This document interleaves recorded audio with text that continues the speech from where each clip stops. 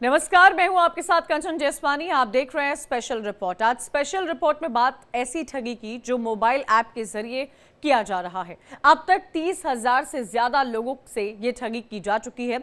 हालांकि इस ठगी के मुख्य आरोपी को दिल्ली पुलिस ने गिरफ्तार कर लिया है, लेकिन सबसे बड़ी बात यह है कि इस ठगी को बढ़ावा देने के लिए मोबाइल ऐप हाईबॉक्स का प्रमोशन फिल्म और टीवी की दुनिया के बड़े हस्तियों के साथ साथ यूट्यूबर्स और सोशल मीडिया इन्फ्लुएंसर कर रहे थे, जिसे अब दिल्ली पुलिस के नोटिस का जवाब देना है। आज इंडिया डेली की स्पेशल रिपोर्ट में महाठगी के हाईबॉक्स पर करेंगे चर्चा, जिसमें हमारे साथ इस ठगी के पीड़ित साइबर एक्सपर्ट और पूर्व आईपीएस अधिकारी भी होंगे। लेकिन उससे पहले आपको दिखाते हैं ये एक्सक्लूसिव रिपोर्ट।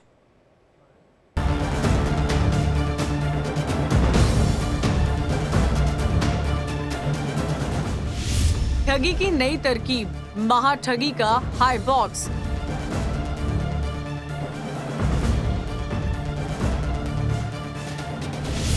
ऐप के जरिए करोड़ों की लूट, 30,000 लोगों से 1,000 करोड़ की ठगी। ठगी का धंधा करने वाले महाठग हर दिन ठगी के नए नए तरकीबों को इजाद कर रहा है। दिल्ली पुलिस की स्पेशल सेल ने इस गिरोह का भंडाफोड़ किया है। दिल्ली पुलिस ने हाईबॉक्स ऐप के जरिए 30,000 लोगों को ठगने वाले मुख्य आरोपी जे शिवराम को गिरफ्तार कर लिया है। जे शिवराम को दिल्ली पुलिस की स्पेशल टीम आईएफएसओ की यूनिट ने पकड़ा है। इस मामले में दिल्ली पुलिस की intelligence fusion and strategic operation unit IFSO ने यूट्यूबर्स और सोशल मीडिया इन्फ्लुएंसर अभिषेक मल्हान, एल्विश यादव, लक्ष्य चौधरी, कॉमेडियन भारती सिंह, सौरभ जोशी, हर्ष लिम्बाचिया, आदर्श सिंह, अमित क्रेजी और दिलराज सिंह रावत हाईबॉक्स ऐप को प्रमोट करने के लिए नोटिस भेजा है। अब सवाल उठता है कि ये हाईबॉक्स है क्या, जिसके जरिए 30,000 लोगों को ठगा गया। करीब 1,000 करोड़ रुपए की धोखाधड़ी की गई और बड़े बड़े सेलिब्रिटीज इस ऐप के धंधे को आगे बढ़ाने के लिए प्रचार प्रसार कर रहे। दरअसल इस ऐप के जरिए लोगों को ये भरोसा दिया गया कि आप इस बॉक्स में किसी सामान को रखकर उसे अपनी कीमत पर बेच सकते हैं और मोटी कमाई भी कर सकते हैं। तकनीकी तौर पर तो ये एक ई-कॉमर्स ऐप था, लेकिन इसकी आड़ में बड़ा खेल चल रहा था। प्रत्येक बिक्री के साथ एक मिस्ट्री बॉक्स खुलेगा जिसमें आपको कुछ भी मिल सकता है और यदि बॉक्स नहीं खुला तो आपके पैसे वापस। किसी को रेफर करने पर भी इसमें अवार्ड मिलते थे। इसमें 300 रुपए खर्च करके मिस्ट्री बॉक्स को खरीदा जा सकता था। इस 300 रुपए वाले बॉक्स के लाखों रुपए के सामान हो सकते थे और इसी चक्कर में लोग बॉक्स खरीदते थे। इस ऐप को लेकर कई लोगों ने YouTube पर वीडियो अपलोड किए थे, जिन्हें अब डिलीट कर दिया गया। अब तक कुल 151 शिकायतें एक साथ जोड़ी गई थी।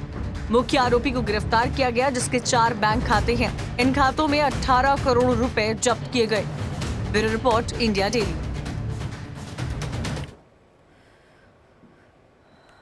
हाईबॉक्स कई ऐसे लोग हैं जिन्होंने खरीदा होगा और इसका पेमेंट किया होगा। इसके बाद यहाँ पहुंचे होंगे जब उसको इस बात की समझ मिली होगी कि ये हाईबॉक्स आखिर क्या है। हाईबॉक्स यूजर के एक पीड़ित हमारे साथ जुड़े हैं, जिनका नाम है विजय कुमार। विजय कुमार जी, स्वागत है आपका हमारे शो में। मैं आपसे समझना चाहूंगी कि क्या हुआ, कैसे हुआ, क्या है हाईबॉक्स, आपको हाईबॉक्स के बारे में कैसे पता चला, क्या ट्रांजैक्शन हुआ है? Thank you so much ma'am, जो आपने मुझे अपने इस चैनल के ऊपर इनवाइट किया।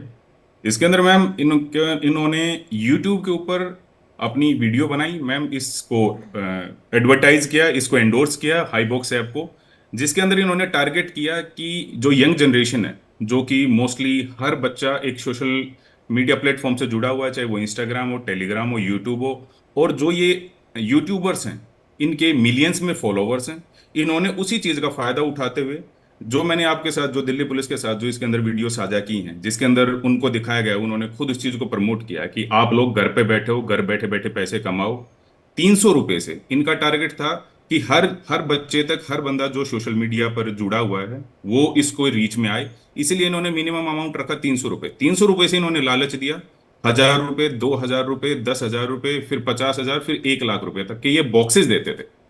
इन बॉक्सेस के अंदर जो खरीदने वाला है उसको भी पता नहीं होता था कि उसके अंदर उसको क्या निकलेगा, उसके मिलेगा क्या। उसके अंदर PS5 भी मिल सकता, आईफोन भी मिल सकता, कोई बेड भी मिल सकता, कोई टीवी भी मिल सकता।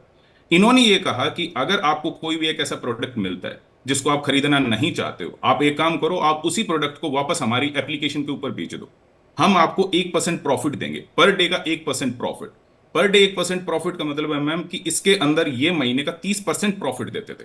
30% profit is not something a cake, जो कि 30% प्रॉफिट ने पब्लिक को और एनकरेज किया। जिस यूजर ने 300 रुपए स्टार्टिंग में इन्वेस्ट किया, उसको लालच आया, लालच आने के बाद उसने 10,000 रुपया भी लगाया, फिर उसने 50,000 भी लगाया, ऐसे करते करते लाख लगाया। ये इनका मोडस ऑपरेंडी था। ये व्हाट्सएप के थ्रू ग्रुप बनाते थे और टेलीग्राम के ऊपर इन्होंने अपना ग्रुप बना रखा था। जो उस ग्रुप के अंदर उसी बंदे को जुड़ने की इजाजत देते थे जिन्होंने ऐप के अंदर अपना पैसा लगा रखा था। जो बंदा अपने ऐप से पैसे निकालता, उसको अकाउंट में एक 24 घंटे के अंदर अंदर ये पेमेंट कर देते थे। ये सिलसिला शुरू हुआ इनका मार्च में। मार्च में इन्होंने बंदों को पे आउट दिया, अप्रैल में दिया, मई जून में दिया, जुलाई में जब बारी आई तब इन्होंने उस परसेंटेज को 1% से बढ़ाकर 3% कर दिया कि हम डेली आपको 3% देंगे। इट मीन्स कि महीने में 90% देंगे। जब जुलाई के एंड में लोगों ने अपना पैसा निकालना वापस उन्होंने ट्राई किया, उसकी रिक्वेस्ट की कि हमारा पैसा हमारे वापस दे दिया जाए, उस टाइम पर इनके एम्प्लॉयज ने वीडियो बना के अपलोड किया कि हम सर्वर अपडेट कर रहे हैं, कुछ इश्यूज हो रहे हैं इनकम टैक्स अथॉरिटीज के साथ, जीएसटी डिपार्टमेंट के साथ, गवर्नमेंट के साथ। ड्यू टू दोज टेक्निकलिटीज हम आपका पेमेंट अभी रिलीज नहीं कर पाएंगे, उसके लिए हमें 1 वीक का टाइम चाहिए।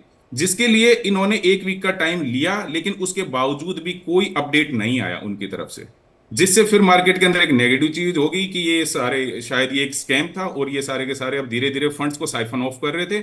उसके एवज में हम सारे पीड़ित इकट्ठे हुए, जितने अभी तो सारे 30,000 से ज्यादा जो पीड़ित है वो इकट्ठे भी नहीं हो पाए। बहुत ही गिने चुने पीड़ित थे जो इकट्ठे हो पाए और उन्होंने अपनी शिकायत दर्ज कराई इन यूट्यूबर्स के खिलाफ भी और इनके एम्प्लॉयज और डायरेक्टर्स के खिलाफ। टोटल 19 बंदे हैं जिनके खिलाफ ये एफआईआर रजिस्टर हुई है इफ्सो से। ठीक है विजय जी, मैं आगे भी आपसे डिटेल लूंगी। हमारे साथ रणबीर जी। शर्मा पूर्व आईपीएस अधिकारी हैं, वो भी जुड़ गए हैं। रणबीर जी, स्वागत है आपका हमारे शो पर।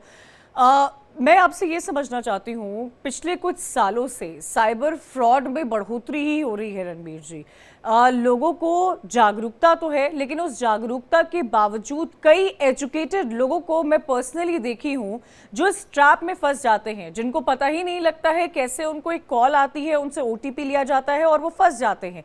चाहे वो इस तरह के किसी स्कैम, हाईबॉक्स जैसे स्कैम का विक्टिम रहा हो, या फिर सेलफोन पर उसके साथ उसके बैंक के ओटीपी मांग कर उसके बैंक अकाउंट से पेमेंट या ट्रांजैक्शन अपने अकाउंट में ट्रांसफर कराना हो। ये मामले लगातार बढ़ते जा रहे हैं। एक व्यक्ति को कैसे अवेयर होना चाहिए कि ये कॉल जायज कॉल नहीं है? मैं अभी विजय कुमार जी को सुन रहा था।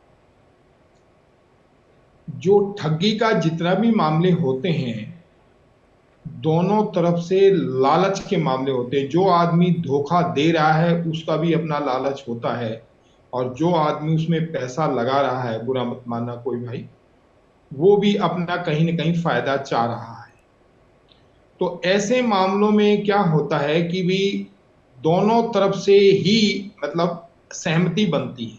पहले काम ये सहमति से होता है, और सहमति के बाद पीड़ित को बाद में पता चलता है कि मेरे साथ धोखा हो गया है। ऐसी व्यवस्था में पीड़ित का सबसे सिंपल मामला है, जब तक उसके पास अपना कोई सही नंबर जो उसने फीड कर रखा है, ऐसा नंबर उसके पास ना हो, तो अनजान नंबर को उठाए ना और बाद में उसको चेक कर ले। चेक करने के आजकल बहुत सारे साधन हैं इसी डिजिटल नेटवर्किंग के ऊपर, जिससे आदमी आराम से कंपनी से चेक करा लेता है ये नंबर किसका है। सबसे पहला पॉइंट तो ये है, अनजान नंबरों को तो किसी कीमत के ऊपर भी आजकल उठाना मतलब जोखिम से खाली नहीं है। जो मैं सभी भाई बहनों को बता रहा हूं कि जो अनजान नंबर हैं उनसे तो आपको हर हालत से बचना पड़ेगा, नहीं तो वो कोई ना कोई समस्या आपकी जान को कर देगा। नंबर तीसरी बात है, इन केस अगर आप किसी के ट्रैप में आ गए और आपको थोड़ा सा भी शक है, बेझिझक आप पुलिस को इन्फॉर्म करिए। सब जगह ऑनलाइन नंबर दे दिए गए हैं, चाहे रिजर्व बैंक की इंडिया की तरफ से हो, चाहे दिल्ली पुलिस की तरफ से हो, चाहे लोकल पुलिस कोई भी स्टेट की हो, सब जगह आजकल नंबर ऑनलाइन हैं पुलिस हेल्प के लिए। आप पुलिस हेल्प लेने में दिक्कत ना दें। आदमी को यह डरा दिया जाता है कि आपके साथ ये होने वाला है, वो होगा जब देखी जाएगी। आप पुलिस को तो बताइए पहले एक बार कि मुझे शक है कि ये नंबर अनजान है और मैं इसको जानता नहीं, और इसने ये समस्या, ये प्रॉब्लम मेरे लिए की है। तो पुलिस का नेटवर्क जो है ना हमारा, बहुत ही आसानी से हम उसको ट्रैप कर लेते हैं।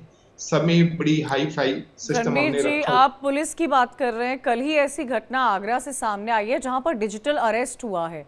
उस महिला के साथ एक व्यक्ति पुलिस के भेस में उसे कॉल करता है और उसको ब्लैकमेल करता है, उससे 1 लाख रुपए मांगता है और वो कहता है अगर वो उनको 1 लाख रुपए ट्रांसफर नहीं करेंगी तो उनकी बेटी का स्कैंडल वायरल कर दिया जाएगा। वो इतनी स्ट्रेस्ड आउट होती है कि उनको हार्ट अटैक आ जाता है और वो मर जाती है। तो ऐसे केसेस, इस तरह की खबरें और इस तरह के केसेस सामने आ रहे हैं जिस पर यकीन करना ही नामुमकिन सा लग रहा है, लेकिन ये सब हो रहा है। इस नेक्सस को तोड़ पाना क्या एक बड़ा चैलेंज सिस्टम के भी सामने बना हुआ है? देखो, ये बात तो सही है कि क्योंकि जो नेटवर्किंग का सिस्टम है, हमारे जो पुलिस वाले, जो ओल्ड पुलिस वाले हैं, मान के चलिए जिनकी उम्र करीब करीब 50 साल है, वो इस मामले में बहुत पीछे हैं। जो नए लड़के अब टेक्निकली भर्ती हो रहे हैं, उनसे हम ये उम्मीद कर रहे हैं कि इस टेक्निकल डिजिटल सिस्टम को वो अच्छी तरह से समझते हैं और उसमें पुलिस की खूब जोरदार तरीके से जो सेल है वो काम भी कर रहे हैं। मैंने पहले आपको बार बार बता रहा हूं कि ऐसी नेटवर्किंग के लिए जो ये ठगी का सिस्टम है या जो नेटवर्किंग अरेस्ट का सिस्टम है, इसमें एक एक जोखिम तो उसको जरूर देखना पड़ेगा कि भाई ये आदमी मेरा जान पहचान का नहीं है, अनजान नंबर है, अनजान ही आदमी है और ये मेरे से इस प्रकार की बात कर रहा है। तो ऐसे मामले में अपने बेटे का, भाई का, बच्चे का, दोस्त का, किसी का सहारा लेकर के उसको जरूर आप पुलिस की इमदाद से ट्रैकिंग जरूर करा लें। यानी कि और अवेयर होना जरूरी है। ओवरऑल हमें ही खुद जागरूक होना। अच्छा, ठीक है विजय जी, मैं आपसे ये समझना चाहूंगी क्योंकि जैसा आप बोल रहे हैं कि हाईबॉक्स का ऐड यूट्यूब पर आया था और इसके बाद कई ऐसे यूट्यूबर्स हैं, सेलिब्रिटीज हैं और इन्फ्लुएंसर्स हैं सोशल मीडिया जिन्होंने इन्हें इंड्रोस किया था। उससे कहीं ना कहीं ब्रांड की क्रेडिबिलिटी तो बढ़ती है, उस पर सवाल नहीं किया जा सकता। और मुझे लगता है कहीं ना कहीं कई सारे विक्टिम्स, आप और आपके जैसे कई सारे विक्टिम्स इसी क्रेडिबिलिटी पर गए होंगे और आपने वो हाईबॉक्स परचेज किया होगा। सुप्रीम कोर्ट का मार्च के अंदर एक जजमेंट आया था जिसमें रामदेव बाबा जी के ऊपर एक जो केस चल रहा था, उसके अंदर मुझे जो याद है आपकी न्यूज के माध्यम से ही पता चला कि जहां पर अगर कोई भी सेलिब्रिटी या सोशल मीडिया इन्फ्लुएंसर अगर किसी चीज की एडवर्टीजमेंट करता है या किसी चीज को एंडोर्स करता है और कल को वो चीज डिफेक्टिव निकलती है, डेफिशिएंट निकलती है, चीटिंग होती है, तो उसके अंदर वो बंदे भी इक्वली लायबल होंगे। ये आया था मैम। उसके बाद क्या होता है कि जो इन्होंने सोशल मीडिया को अपना आधार बनाया, यंग बच्चे इसके साथ जुड़े, ज्यादातर जो बच्चे इसके साथ जुड़े हुए हैं वे हैं 20 से लेके 30 साल तक की एज के, वे सबसे ज्यादा बच्चे इसके साथ जुड़े हुए। बैंक के अंदर पेमेंट हो रही है, बैंक के थ्रू पेमेंट हो रही है, सोशल मीडिया के ऊपर खुले आम वो इस चीज को क्लेम कर रहे हैं। और एक एक सोशल मीडिया इन्फ्लुएंसर नहीं है, 10 इन्फ्लुएंसर है। रिया चक्रवर्ती उसके अंदर साफ सामने स्टेज के ऊपर आके कहती है, वो भारती की अगर आप वीडियो देखें, भारती ये कहती है कि जितनी भी वर्किंग वुमेन नहीं है जो घर पे रहती हैं, खाली टाइम में वो क्या कर सकती है, घर पे रहकर भी वो पैसे कमा सकती हैं और अपने यूजर्स को वो एक तरीके से नॉट डायरेक्टली बट इनडायरेक्टली वो इतना लालच दे रहे हैं। जैसा कि सर ने कहा, लालच दोनों साइड से होता है, लेकिन जब इतना बड़ा बंदा जो एक इतनी डोमिनियन पोजीशन में होता है, उसको पता है कि उसकी एक आवाज को 10 बंदे सुनेंगे, वो उसके ऊपर एक्ट अपोन भी करेंगे। जो माध्यम है पेमेंट का वो बैंक के थ्रू हो रहा है, बैंक के थ्रू पेमेंट आ रही है, तो कहीं ना कहीं बैंकिंग सिस्टम को भी थोड़ा सा इसके अंदर स्ट्रेंथन होना पड़ेगा कि एकदम से अकाउंट खुलता है, उसके अंदर एकदम से करोड़ों रुपया आता है। अभी जो मुझे पता चला इसके अंदर कि जो 4 अकाउंट जो फ्रीज किए गए हैं उसके अंदर 64 सीआर अभी उनके अंदर उसके अंदर पैसा था। ये तो वो पैसा है मैडम जो दिल्ली पुलिस ने समय रहते कार्रवाई की और उसको फ्रीज कर दिया। अभी तो उसका अंदाजा लगेगा, इन्वेस्टिगेशन होगी, कितना सारा पैसा ये कितना अमाउंट है। हाँ नहीं, ये बहुत इंपॉर्टेंट कंसर्न है विजय जी आपका। रणबीर जी, मैं आपसे ये समझना चाहूंगी, जब भी कोई फर्म इस तरह की स्टार्ट होती है और अपने इनिशियल टाइम में होती है, क्या ये बैंक्स की भी जिम्मेदारी नहीं होती है कि वो क्रॉस चेक करे? चलिए 1000 लाख के ट्रांजैक्शन तो समझ में आते हैं, लेकिन जब इतने कम वक्त में करोड़ों के ट्रांजैक्शन होते हैं तो क्या इसे क्रॉस चेक, क्या इसे वेरीफाई, क्या इसे रिपोर्ट बैंक की तरफ से नहीं होना चाहिए, या जब कोई कंप्लेन आएगी तभी बैंक इस पर एक्टिव होगा? कंचन मैन, आपकी बात सही है, बैंकों को भी अलर्ट होना चाहिए और रिजर्व बैंक की गाइडलाइन बड़ी ही क्लियर और स्पष्ट है कि जब भी इस प्रकार की कोई ट्रांजैक्शन आती है तो उसको क्रॉस चेक हमारे से जरूर करवाइए।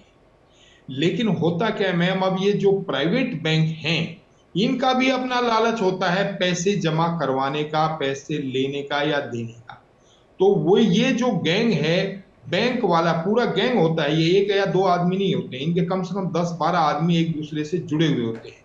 बैंक वाला भी होगा, पुलिस वाला भी होगा, कोई बदमाश टाइप के लोग भी होंगे। ये सब प्रकार के लोग इस प्रकार से चुंगल में लोगों को लेते हैं कि जिस येन केन पर कारण में जो भी तरीका बने वो उसके थ्रू उससे पैसा निकलवा ले और निकलवा के उस बैंक की ट्रांजैक्शन में बैंक वाले की मदद से वो कर ले। लेकिन अब जो मुद्दई है, मेरा मतलब जो कंप्लेनेंट है, पीड़ित है, उसका जो करना है, मैं उन्हें बार बार फिर एक बात दोहरा रहा हूं। एक तो पुलिस हेल्प के जो नंबर हैं, नंबर 1 जो लोकल पुलिस है वो, नंबर 2 हमारी एक हेल्पलाइन हर जगह दी होती है वो ले लीजिए, नंबर 3 अपने लोकल जो चौकी है, एसएचओ है, बीट इंचार्ज हैं, किसी का भी नंबर रखिए और उससे इस बात की आराम से वो आते जाते वहां गश्त में होते हैं, बीट में आते हैं, कोई चेकिंग के लिए आते हैं, उस वक्त बेझिझक होकर आप जिक्र करिए। मैं आपको गारंटी देता हूं ऑनलाइन ऑन नेटवर्किंग अपने आपके थ्रू मीडिया पे कि अगर किसी भाई को पुलिस की मदद की जरूरत है और कोई दिक्कत है, मेरा नाम है, नंबर है मिश्रा जी के पास, आप ले लें और मेरे से कांटेक्ट कर लें। मैं हर कीमत पे उसका पूरी मदद कराऊंगा और सुरक्षित भी रखूंगा। ऐसे हमारे बहुत पुलिस अफसर आपको मिल जाएंगे जो इस मामले में आराम से अपने एनजीओ भी बना रखी उस तरीके से वो मदद करते हैं। तो ये जो पुलिस का एक डर है ना, वो अपने दिमाग से नहीं, police is there for help you, वो आपकी मदद के लिए है। अगर बट एक आध रणवीर गंदा जी, ये नैरेटिव भी तो पुलिस ने ही सेट किया है ना। अगर ये नैरेटिव है, लोगों के मन में पुलिस को लेकर डर है, अगर लोगों के पास कंप्लेन है और लोग पुलिस तक नहीं जा पा रहे हैं, तो ये नैरेटिव इंसान या आम लोग तो नहीं सेट किए होंगे, उनके एक्सपीरियंसेस रहे होंगे पुलिस के साथ ऐसे कि वो ये कहते हैं कि ठीक है कोई बात नहीं, अवॉइड करो, पुलिस के पास क्यों जाना है। मैं पुलिस वाला हूं, मैं भी तो आपको ये अपना विचार दे रहा हूं ना कि भी हम मदद करेंगे, हम मदद करेंगे, ऐसे अफसरों की कमी नहीं है आपके पास। नहीं, एटलीस्ट डेफिनेटली जरूर बोलूंगा आईपीएस ऑफिसर जो है वो आपकी मदद करेगा। किसी भी आईपीएस ऑफिसर का नंबर आप अपने नंबर में फीड कर ले, आप जस्ट उसको बता दें, वो अपनी एक ड्यूटी समझेगा कि यार किसी ने मेरे को टेलीफोन किया, मैं एक बार पता तो कराऊं मामला क्या है।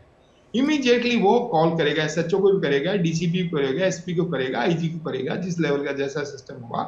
तो पुलिस हेल्प इज मस्ट। इसके बाद पुलिस की जिम्मेवारी है उस आदमी को ट्रैक करना, उस फ्रॉड को ट्रैक करना, उस बैंक को चेक करना और आपको सुनिश्चित करना कि भी आपके साथ कोई ठगी या धोखाधड़ी नहीं हो। ये मैं सबसे रिक्वेस्ट करना चाह रहा हूं। और अनजान नंबर को किसी कीमत के ऊपर भी आप ना रिस्पॉन्स दें, चाहे वो व्हाट्सएप कॉल हो, चाहे वो कोई दूसरी मिस कॉल हो, कोई सी भी कॉल हो। नहीं रणवीर जी, ये हम आप जैसे लोग समझ सकते हैं, लेकिन एक ऐसा तबका भी है जो फोन तो इस्तेमाल करता है, यूट्यूब तो इस्तेमाल करता है, उसके एडवांटेजेस तो समझता है, लेकिन उसके डिसएडवांटेज नहीं समझता है। हाल ही में मैंने देखा था, कुछ समय पहले मेरी ही हाउस हेल्प के साथ ऐसा एक मामला सामने आया था, जहां उसे कोई फोन पर कॉल करता है और कॉल पर रहते ही उसके पेटीएम से 7 की 8,000 रुपए ट्रांजैक्ट कर दिए जाते हैं, उसे इस बात का पता भी नहीं चलता है। तो उन लोगों का क्या जिनको इस बारे में जानकारी नहीं है, वो तो एक्सपीरियंस से ही सीख रहे हैं कि अगर आपसे कोई ओटीपी मांगता है जो नंबर आपके फोन में सेव नहीं है तो आप ओटीपी मत दीजिए।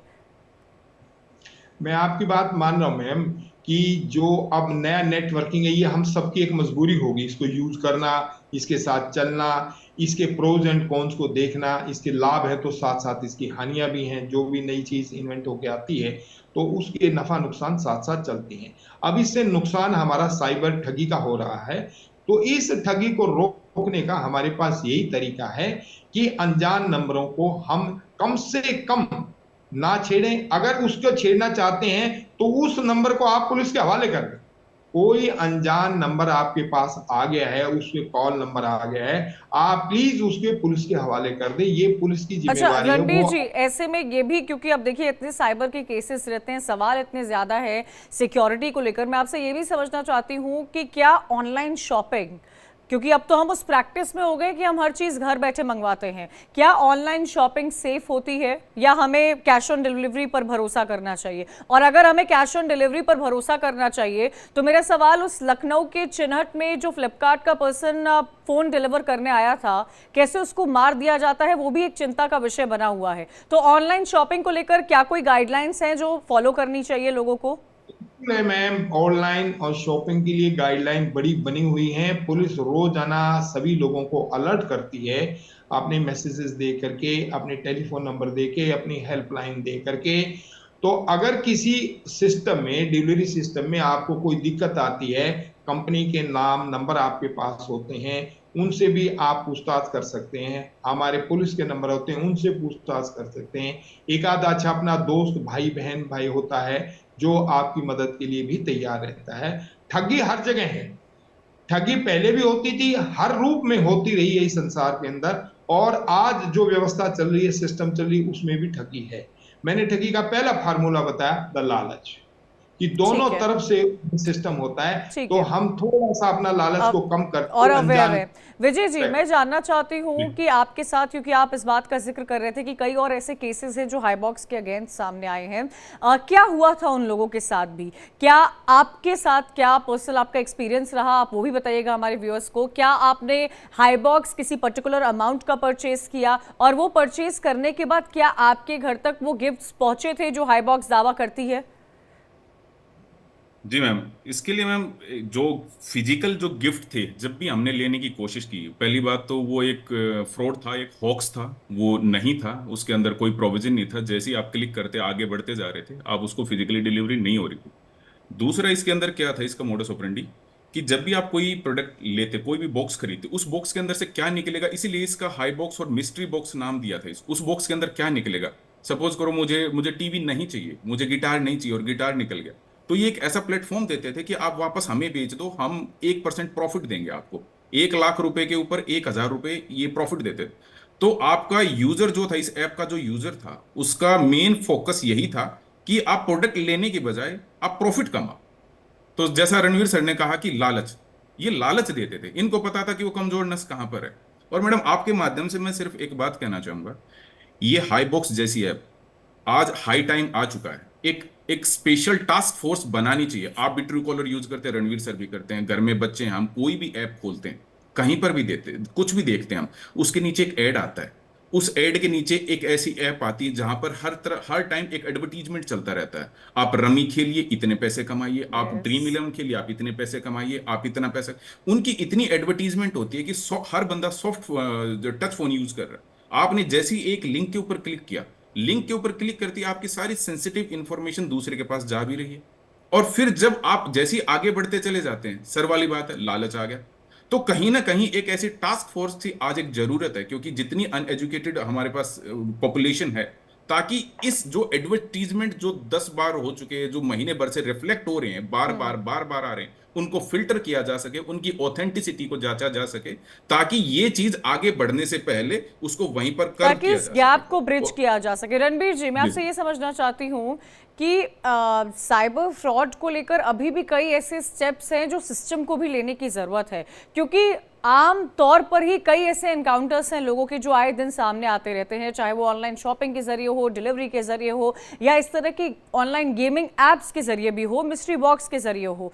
आपको क्या लगता है, इस गैप को ब्रिज क्यों नहीं कर पा रहे हैं? चूक कहां पर हो जा रही है? क्या हम अवेयर नहीं हैं? क्या ये गिव एंड टेक की बात है? क्या ये लालच की बात है? या हमारा साइबर सिस्टम इतना स्ट्रांग नहीं है? कहां है वो गैप? मैम, थोड़ी थोड़ी कमी हर जगह है। सबसे पहली को कमी तो मैं अपनी पुलिस की मानता हूं कि पुलिस को इन नेताओं ने इस कदर बिजी कर दिया है अपने पर्सनल कामों के लिए, और वहां पे जो ठीक है, मुझे आपकी आवाज़ नहीं मिल पा रही है, समय की भी कमी है। बहुत बहुत शुक्रिया रणबीर जी आपका, विजय कुमार जी आपका हमारे साथ जुड़ने के लिए। एक इम्पॉर्टेंट कंसर्न है, और मुझे लगता है कंसर्न आपको भी कहीं ना कहीं रहा होगा, जिस तरह से लगातार मामले सामने आ रहे हैं साइबर फ्रॉड को लेकर। और इस बात को लेकर तो कई अवेयरनेस कैंपेन्स भी चलाए जाते हैं कि आप अपने फ़ोन पर जब आपको कॉल आता है तो आप OTP नहीं शेयर कीजिए, अगर वो कॉल किसी अनरजिस्टर्ड नंबर से है। अगर वो रजिस्टर्ड नंबर से भी है तो आपको क्रॉस चेक करना चाहिए अपनी OTP OTP शेयर करने के लिए। इसी के साथ मेरे साथ इस बुलेटिन में इतना ही। तमाम खबरों के लिए आप देखते रहिए इंडिया डेली।